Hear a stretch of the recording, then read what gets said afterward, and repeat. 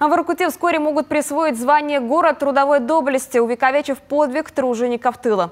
По инициативе Владимира Путина в июле 2020-го первые 20 городов России получили этот статус.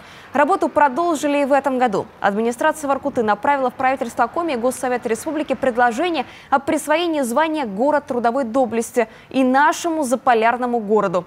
Региональные власти инициативу поддержали и направили обращение в администрацию президента. Однако в майский список городов трудовой доблести Воркута, к сожалению, не попала.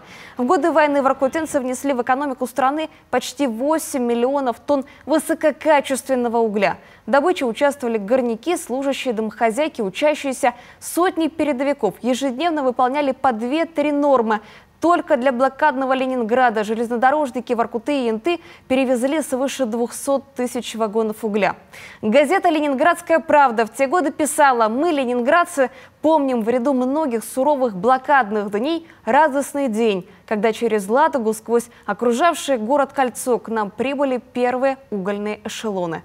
Это горняки Воркуты, напряженно следившие за нашей борьбой, посылали нам дань своего восхищения. Этот уголь был вдвойне дорог тогда.